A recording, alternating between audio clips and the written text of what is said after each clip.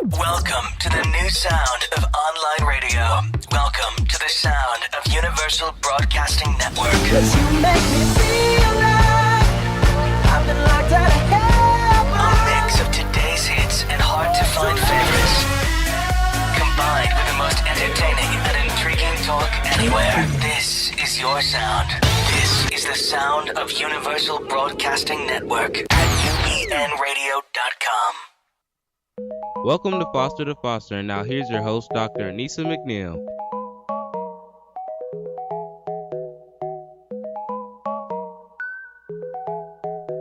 Good morning, and welcome to Foster Radio Show. I'm Dr. Anissa McNeil, and this morning we're going to discuss a very heart-wrenching topic to me. Everyone knows that I go around the state and I interview foster youth, and I simply ask the question: if you had 1 hour on the radio, what would you like to share about your experience in foster care, or what would you like for the world to know about foster care? And to my shock and awe, I was meeting with probably some middle school age children, and one of the teens said to me, "Why are all foster youth prostitutes?" And I had to stop for a moment and catch my breath and say, "Tell me a bit more. What do you mean by that?" You know what I'm saying, Dr. McNeil. We just gonna become prostitutes. And I have to tell you that not only did I have to stop in my emotions, but I had to stop in my heart and in my mind. Because if our young foster youth think that one of the outcomes of their lives is going to be to become a prostitute, then we are surely missing the mark. So I probed a little bit more and I said, "What do you mean by become a prostitute? When you grow up?" She was like, heck no. I mean, I'm going to be a prostitute in just a little while. I'm in middle school now. So I want to tell you what the topic is today is the sexual exploitation of foster youth. But I want to be very clear that when we begin this conversation, that there's no such thing as a child prostitute. Little children cannot consent or even know what they mean by being a prostitute. So if you are a foster youth and you can hear the sound of my voice, or you're listening to us on YouTube or iTunes or any of those mediums, I want you to stay tuned because I want you to hear a little bit more today about becoming a prostitute, because there's no such thing as a child prostitute. And we're also going to talk about the money. I want you to listen in, tune in. I want you to know that this is not a part of your destiny. It does not have to be a part. And today I plan to talk about it in honesty and in truth of what I know as of today. So I want to dive in. And as I shared with you from the beginning, I was just taken aback by a very young person who thought that, hey, I'm in middle school now. This is going to become my reality.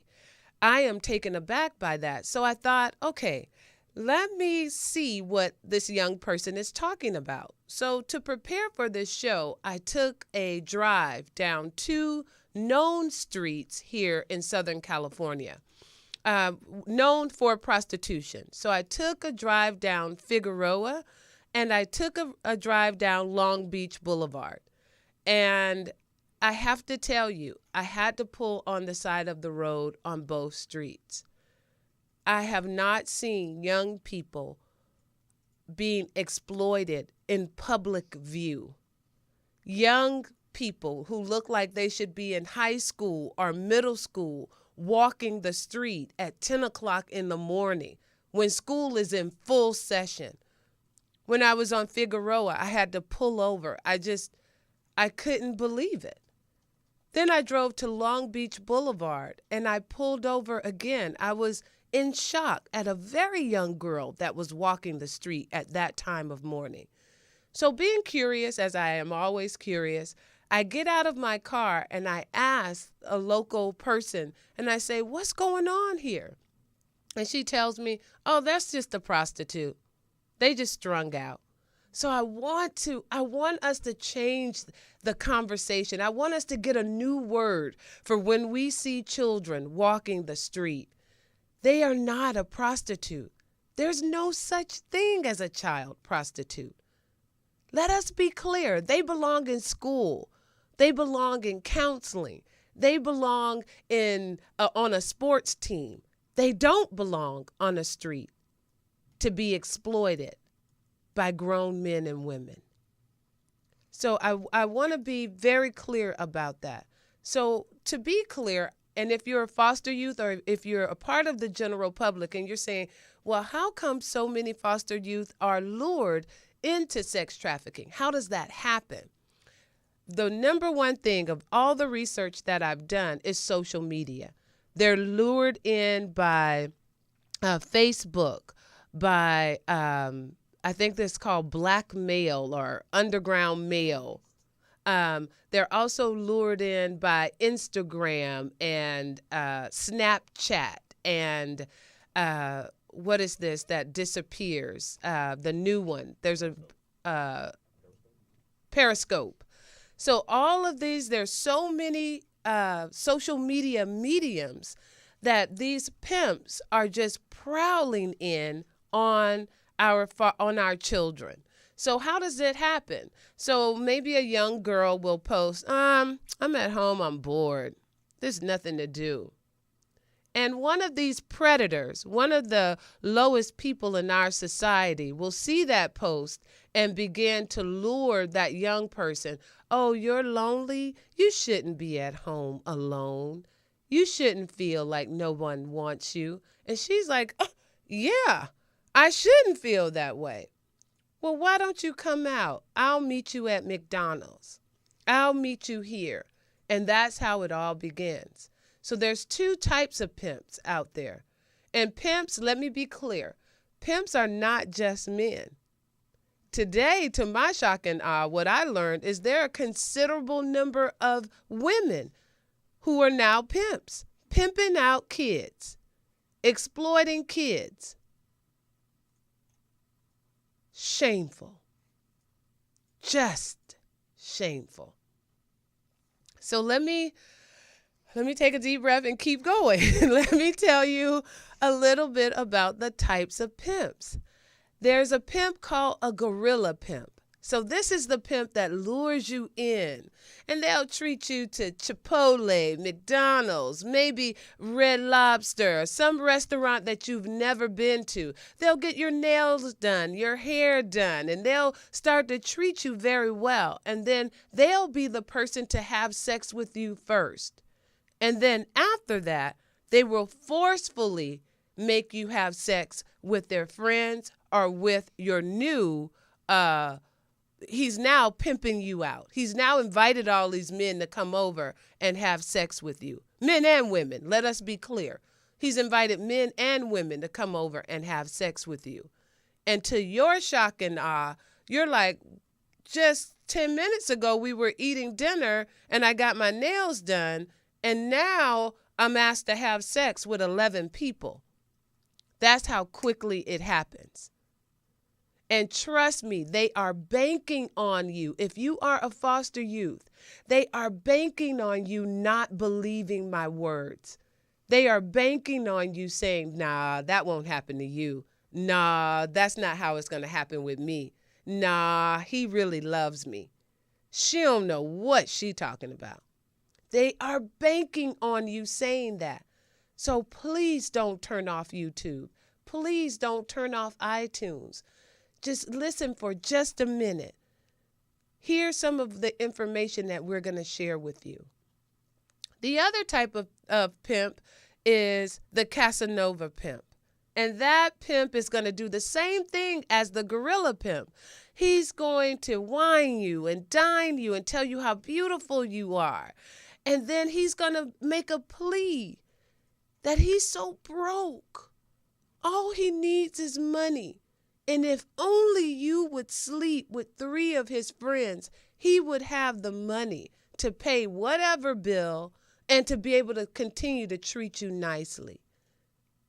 And so he's going to make a plea on your heart. If you really love me, baby, if you really love me, you would do it.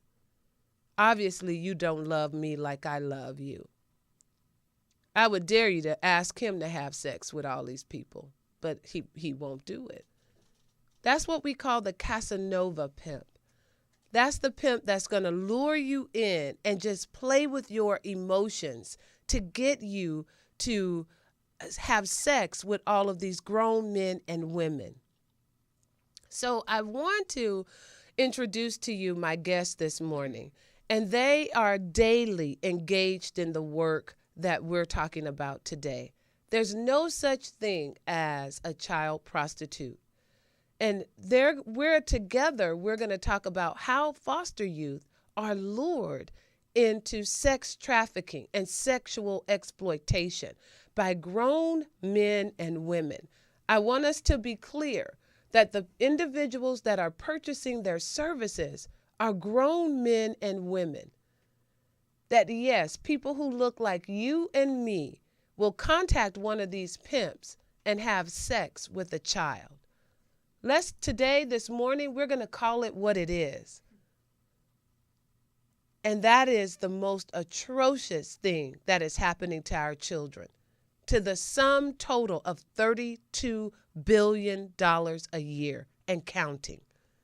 Most of the literature that I read to prepare for this show gives figures up to $150 billion. $150 billion? $32 billion off of children? Aren't we better than that? Aren't we better people than that? So before I get all emotionally tied up, I'm going to put on my professional hat and pass it to some of the professionals. Let me introduce to you someone who's been here last year, and he continues to join me every year. He's from Saving Innocence. Welcome, Alan. How are you today? The applause. Thank you very much. It's great to be here. Thank you for having me. This is Mr. Alan Smith, who is the COO of Saving Innocence. Alan, can you tell us a little bit about Saving Innocence? Yeah, we focus in child victims of sex trafficking. So we're working on minors. There's obviously all kinds of ages of people that are being exploited that way. And so we're contracted by LA County to be first responders when they encounter one of these children through an organized sting operation or just the normal course of police work. Then one of the very first phone calls that happens is to us, and we have a team of case managers on call around the clock, 24/7, responding to that site where that child is and stepping into that relationship and helping her get everything she needs in that moment. Wonderful, wonderful. And along with Alan today, I have Miss Amy Brasher. Good morning. Good morning, Amy. Nice to be here. And Amy. And Amy's joining us today from Starview Community Services. Can you tell us a little bit about Starview Community Services? Yeah, Starview Community Services is a mental health agency. So basically what we do is we provide trauma-informed care, field-based trauma-informed care to the victims of human sex trafficking.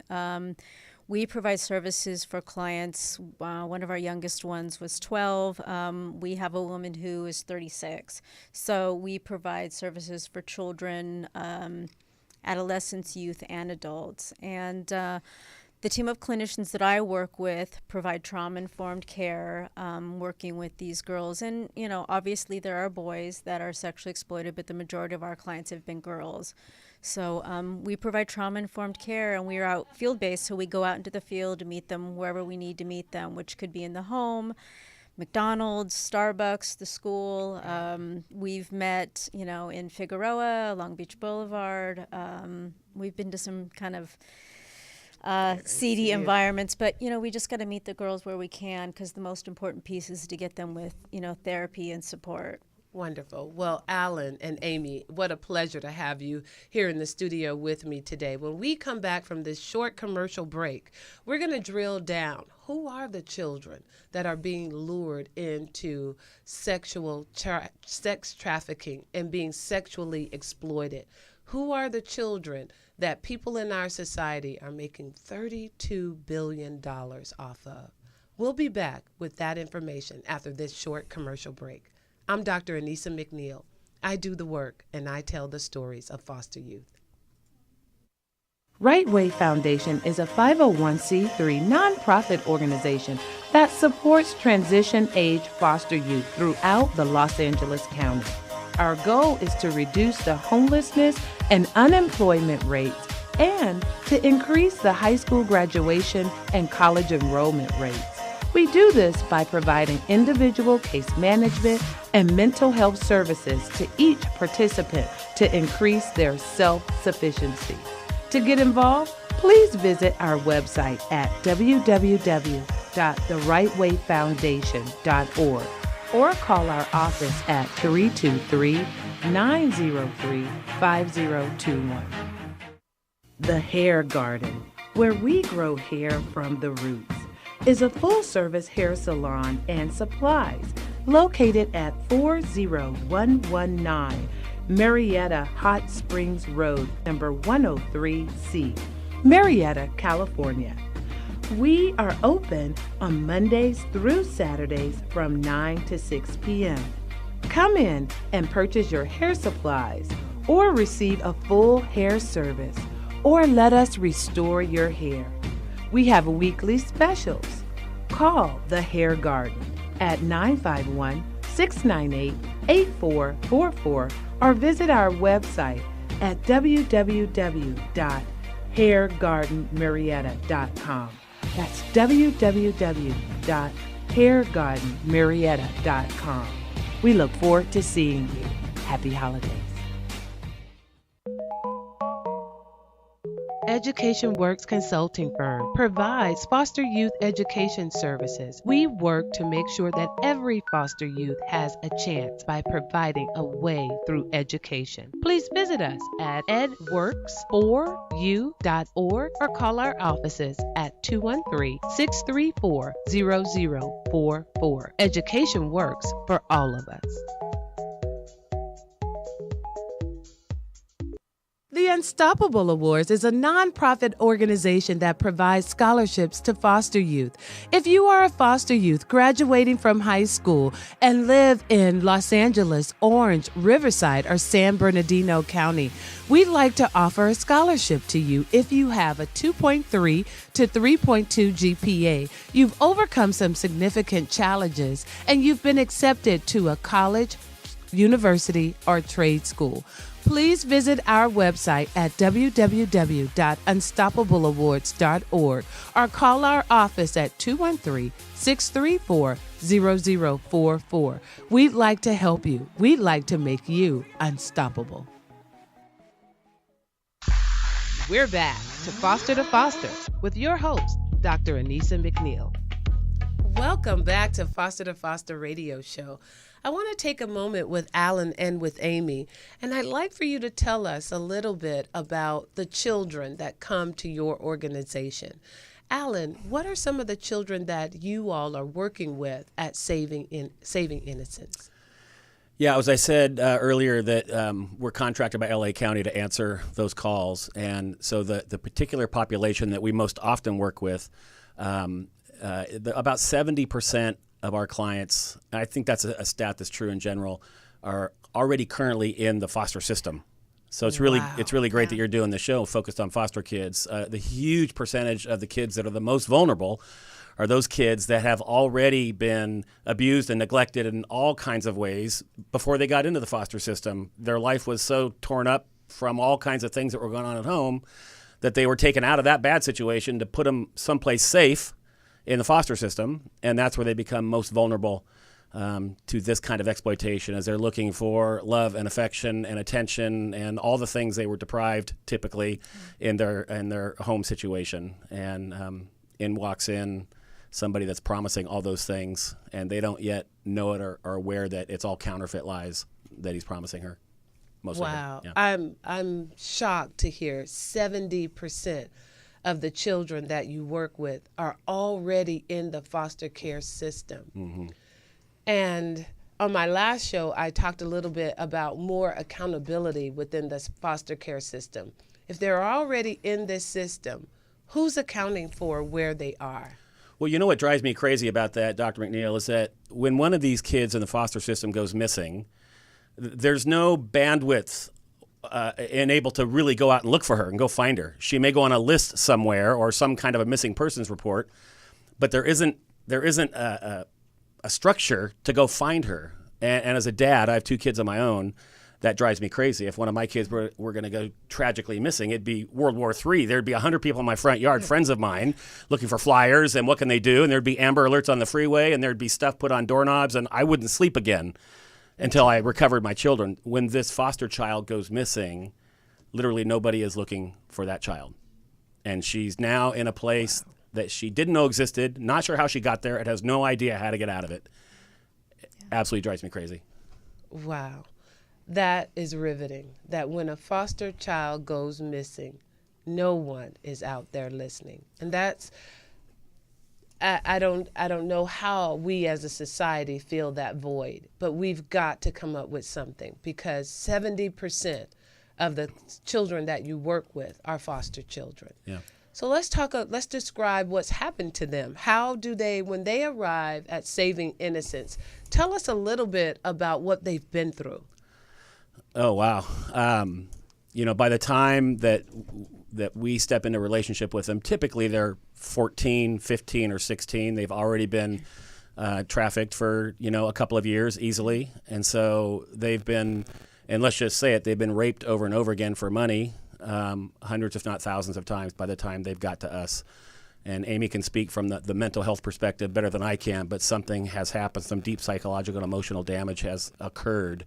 And we'll see kids that have gone through this that, again, I don't know the actual clinical term. Amy can help us with this, but that you can see that there's a part of their emotions and their maturity is stunted, has been stuck at the point the exploitation has began. And so we will physically, some of our staff will tell you stories.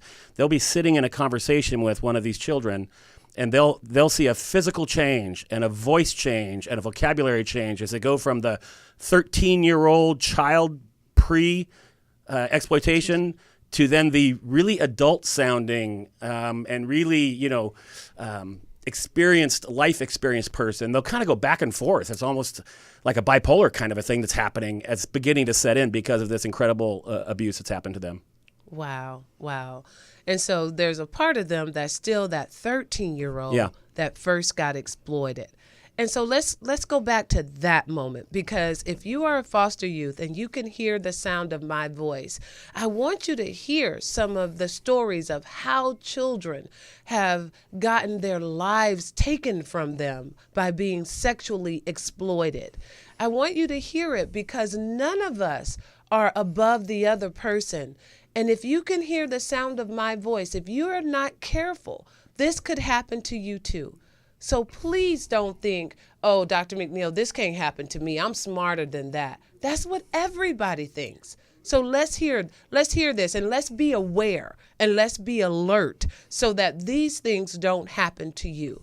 So Alan, can you tell us, how do they first get exploited? What are some of the stories that you've heard? And then we're going to come to Amy.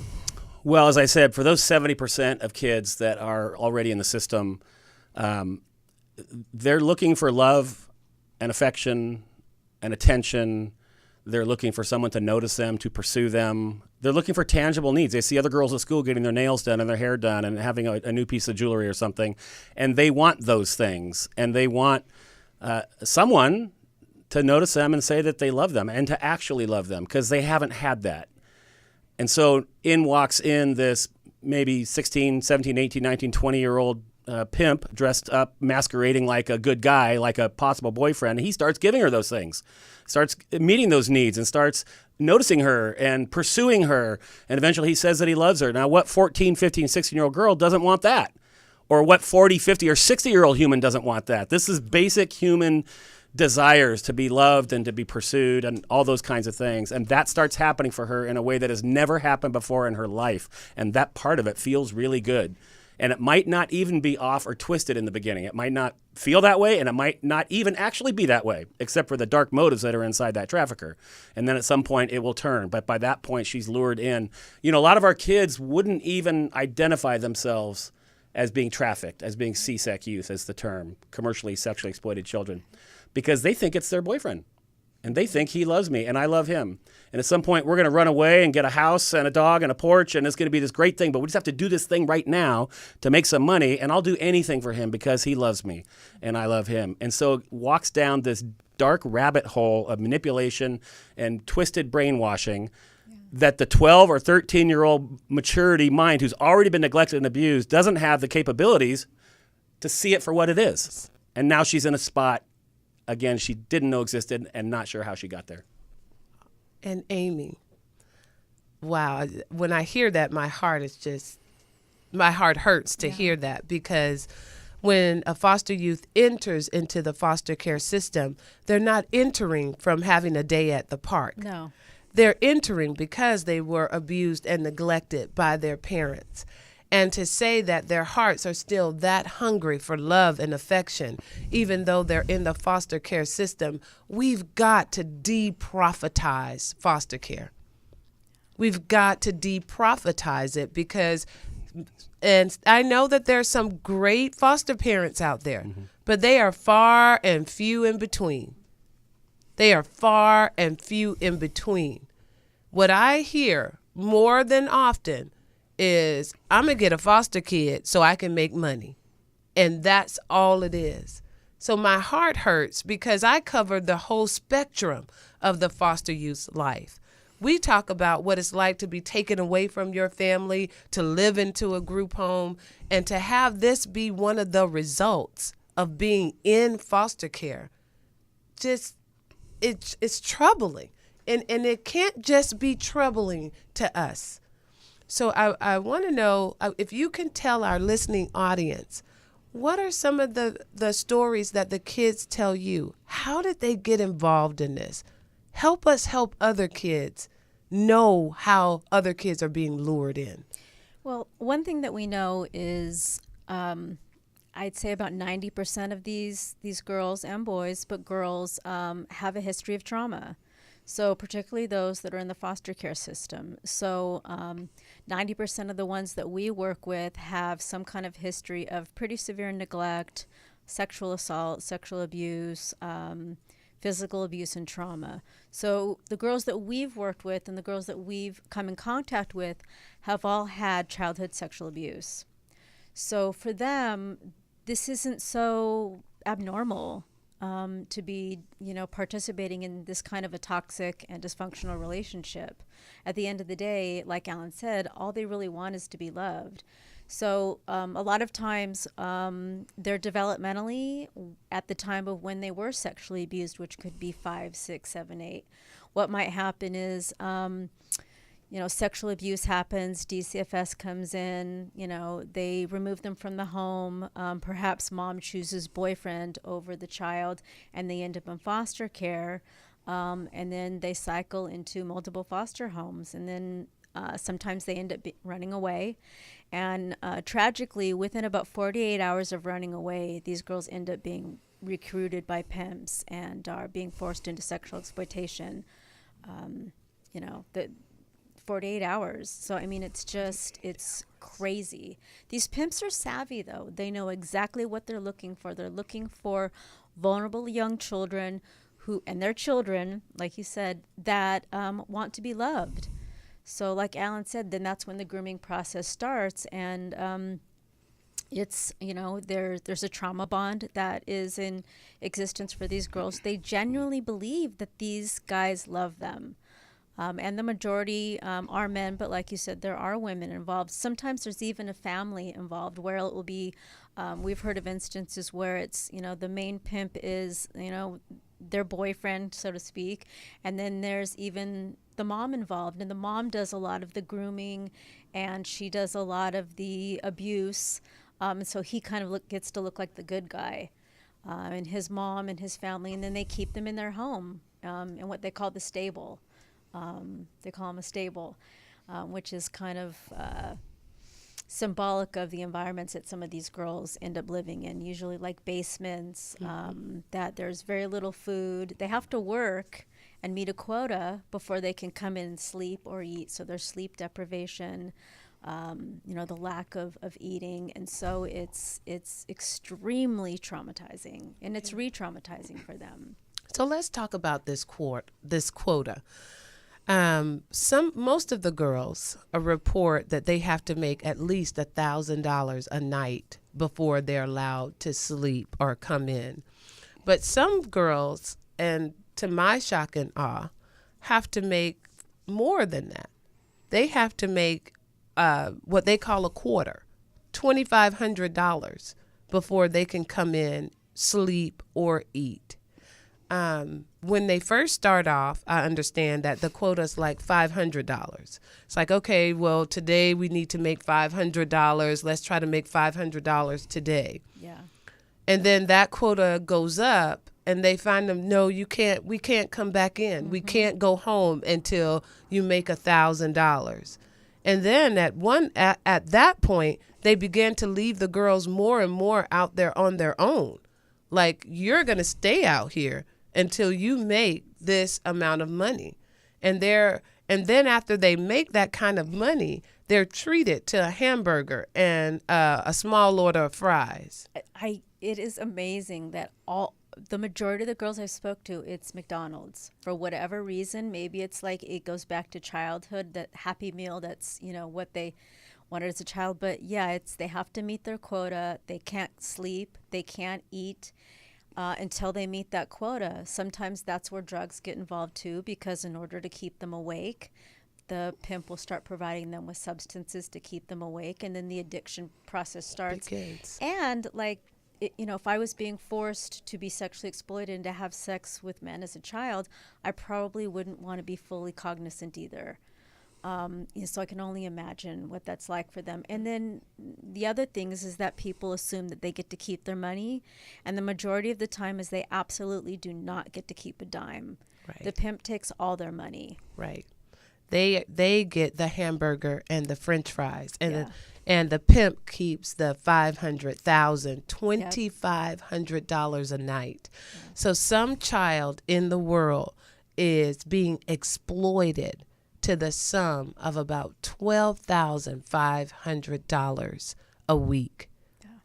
Who are these adults that's out there purchasing these children? That's the part that blows my mind, that a child is being asked to perform sex for $2,500 in a night.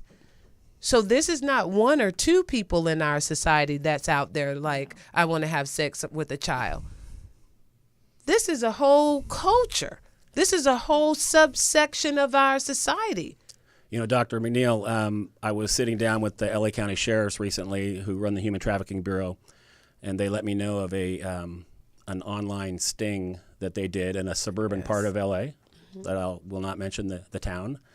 And they posted an ad of an obvious underage child, and they had 2,400 hits in 2 hours in little bedroom community, suburban Greater Los Angeles. FBI recently released a stat and talked about the fact that they figure there's at least 900,000 predators online. And so, and that would be the mistake that maybe listeners or the public in general would make, that, well, my child's not in foster care. I have a good home, a stable home, and so I guess we're not vulnerable. Well, no, your child, if they're in junior high and above or younger, have a smartphone that gets on the internet, and they're in chat rooms that you don't know about, and who knows what's happening in the online world. And there's a whole dark world of predators online that are luring kids to meet them at the mall, to do whatever. They strike up a fake relationship with this guy who posts a picture of someone about their age, and then they show up, and all this manner of manipulation is happening. Mm-hmm. So there actually is no child and no community that's safe. It's not like an inner city problem. It's everywhere. It's every zip code. It's every neighborhood that is vulnerable. Right. And if you follow the LA Times, maybe like 8 months ago, they printed an article where they did a sting. The LA County Sheriff's Department did a sting in a neighborhood, and they were able to rescue 24 young ladies. But listen to this. They arrested 143 men. Mm-hmm. 143 men were caught in this house trying to have sex with these children. Well, and that's the thing when you talk about how this has to end, how's it going to end? Yeah, the foster system is overwhelmed and there's gaps in the system. And there's certainly a lot of great people doing their best in that spot. But how to make it end is to get rid of the demand. Right. It's good old-fashioned capitalism. It's supply and demand. Exactly. If the demand was not there anymore, then the product goes away. Exactly. And the enforcement of that, Alan. We just got to the point where the adult is even receiving any type of citation for this. Just a year ago when I did this show on the sexual exploitation of children, the child would be arrested by the police and the adult would be able to leave. We are just at the point, at least in my state, at least here in the state of California, we are just at the point that not only is the child taken in and seen as a child now, but the adult, to my chagrin and shame, is only offered a fine. A fine. Yeah. When in every other area of our society, that is called abuse. But somehow, when this child is dressed up in pumps and a little tiny shirt and they're in some basement halfway drugged out, now you get, I think the fine is $150. I'm not quite sure the dollar amount now, but it's a menial fine for being caught with a child.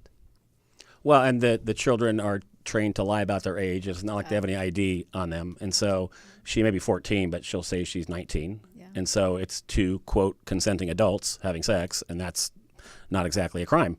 And what only gets close to it is there's money involved. So now there's kind of complications, but it's been confusing in the eyes of the law how to enforce that. Even though everybody in their right mind knows she's underage, how do you prove it in that moment?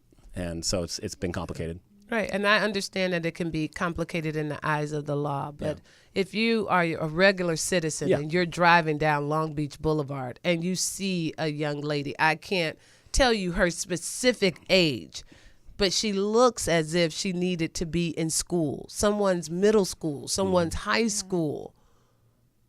Why is she walking down the street?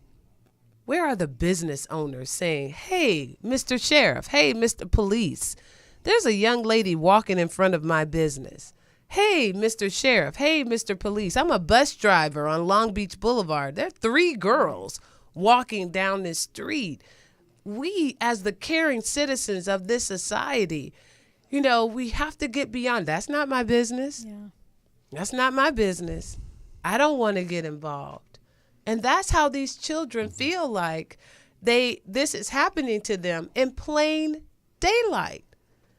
One of the young ladies that I was able to give a scholarship to last year, she had been sexually exploited. And when I talked to her, she said, Dr. McNeil, stop playing with me. I was prostituting right in plain daylight. Who cared? Mm-hmm. Stop playing with me. And when I heard her say that to me, those words ring true. If we care so much, if this shouldn't happen to a child, why is it happening in plain daylight to children? And then when we try to help them, they feel like the young lady that I gave a scholarship to. Stop playing. I was right out there in the middle of the street. Now you care? Mm-hmm. It feels like hypocrisy. Yeah. Does that make sense? It feels like hypocrisy. Well, we need to get over the tipping point of society at large, first knowing about it. Thank you for doing shows like this, caring about it. There's nobody that thinks this is okay that it's happening. So we just have to have more people know that it's happening. And there are more and more high-end media shows, TV shows, movies that are being produced, all those kinds of things. And so we just got to get over that tipping point where everybody kind of knows about it. But it takes courage if you're a city official. Yeah. If you're somebody that is trying to run a business or trying to make money from your community in an upstanding way, it takes a lot of courage to admit that children are being sexually exploited and assaulted right there on your streets. And you're the one running the city? That's hard to say out loud. you're not going to get voted in next time, or you're going to lose your job. If suddenly, guess what? If you move to my community, there's a good chance your child will be approached by a pimp in 48 hours, and they're going to get exploited, and your daughter is going to be gone. Well, who's going to say that out loud? Right. We need a mass outcry of people, of voting people, of investing people to say no more. Yeah, I think the other piece too is being really mindful of changing the language, that these girls are not prostitutes. Right. They are children. Make no bones about it. These are children who are being sexually exploited. And I think people also seem to think that they somehow have a choice in this. And I really have a hard time with that word choice, because they have a history, a long history of trauma. They have PTSD, there's trauma bonding, there's Stockholm syndrome, which is, basically brainwashing. And so for them, it's not a choice. These girls have come to us and told us they feel like they have no options. It's either be on the street and be homeless, or be with this guy who they, again, think loves them.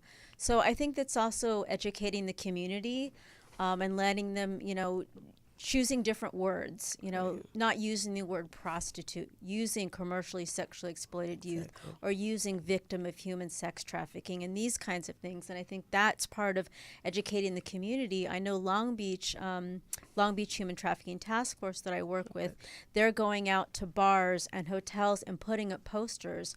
And so in that area, they have hotel owners and things working with them and partnering so that they can put information out to the community, so that it's not as inviting for Johns to, go to these kinds of places. So I think communities are making small steps. I just think that we have to get the messages out there. Right. Or as simple message as protect our children. Absolutely. We don't have to come up with a new term for it, or even know a new term for it. It's real basic. It's real basic. Mm-hmm. Protect our children. Yeah. Watch over our children. Teaching parents about social media, Backpage, things like that. I want to talk just a moment. Oh, that Backpage is horrible. That's a thorn in my side. I want to talk just a moment about the young boys that get exploited and lured into this. From what I gather, this is like a double whammy for them. Not only are they lured into this and all of the mental anguish that comes with this, but there's a shock to the ego. There's a shock to the maleness of who they are. Like, how is this me? So I want to spend a little bit of time and talk about that. What has been your experience with our young boys? For in our case, most of our clients have historically been females, but there is a small percentage that have been boys. And part of the dynamic there that we've seen is that you were kind of getting at it in your introduction right there, is that there's a higher degree of shame and humiliation associated with a young boy to talk about it.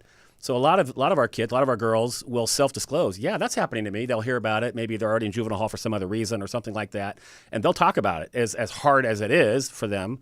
But for the young boys, they won't self-identify very often or very easily. And so there's a lot more of it happening, I think, than is reported that we know about, because they're unwilling to really talk about it. And that's a big part of it for them. And Amy, what has been your experience? It would be really similar. The majority of our clients are females, but from what we've gathered is that it's not uncommon with a lot of the LGBT community, because they'll get shunned. So they'll get kicked out of the house. They'll become homeless. For what we found for the boys, though, is that being out there is a survival mechanism. They have to eat and they have to get shelter. So a lot of them are more what we would call rogue, without a pimp, so to speak, or they kind of stay in groups. So it's a support system. But then there's also luring on social media. I think how many boys are playing video games these days? So, luring them from video games and things like that. So I think that's a really, huge issue, huge problem as well. Right. And I want to say to every young boy, every young man that can hear the sound of my voice, I am the mother of 2 young boys, and you are just as precious. You are just as worthy as any other child in our society. Your feelings, your dignity, your respect, your care is worth it.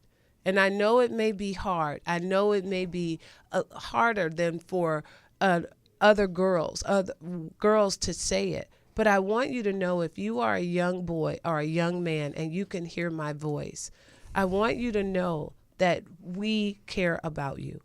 And if you can muster up the courage to tell one person, please do. Please do. I'm going to go to a short commercial break. And when we come back, we're going to talk about some services here in Los Angeles to help foster youth. My name is Dr. Anissa McNeil. I do the work, and I tell the stories of foster youth. The Hair Garden, where we grow hair from the roots, is a full-service hair salon and supplies located at 40119 Marietta Hot Springs Road, number 103C, Marietta, California. We are open on Mondays through Saturdays from 9 to 6 p.m. Come in and purchase your hair supplies or receive a full hair service, or let us restore your hair. We have weekly specials. Call The Hair Garden at 951-698-8444 or visit our website at www.hairgardenmarietta.com. That's www.hairgardenmarietta.com. We look forward to seeing you. Happy holidays. Right Way Foundation is a 501c3 nonprofit organization that supports transition-age foster youth throughout the Los Angeles County. Our goal is to reduce the homelessness and unemployment rates and to increase the high school graduation and college enrollment rates. We do this by providing individual case management and mental health services to each participant to increase their self-sufficiency. To get involved, please visit our website at www.therightwayfoundation.org or call our office at 323-903-5021. Education Works Consulting Firm provides foster youth education services. We work to make sure that every foster youth has a chance by providing a way through education. Please visit us at edworks4u.org or call our offices at 213-634-0044. Education works for all of us. The Unstoppable Awards is a nonprofit organization that provides scholarships to foster youth. If you are a foster youth graduating from high school and live in Los Angeles, Orange, Riverside, or San Bernardino County, we'd like to offer a scholarship to you if you have a 2.3 to 3.2 GPA, you've overcome some significant challenges, and you've been accepted to a college, university, or trade school. Please visit our website at www.unstoppableawards.org or call our office at 213-634-0044. We'd like to help you. We'd like to make you unstoppable. We're back to Foster with your host, Dr. Anissa McNeil. Welcome back to Foster radio show.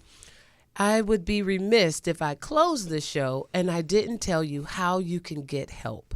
So I want to start with Alan. Alan, can you tell our young people, how can we contact Saving Innocence? How can we get involved? Yeah, so our website, savinginnocence.org, for whether you're a youth or an adult and you want to learn some more information about who we are, is a great place to just understand us. And there's contact information there, and there's phone numbers and everything. Really, the bulk of our clients, the people that we work with, are being referred to from law enforcement, those kinds of things.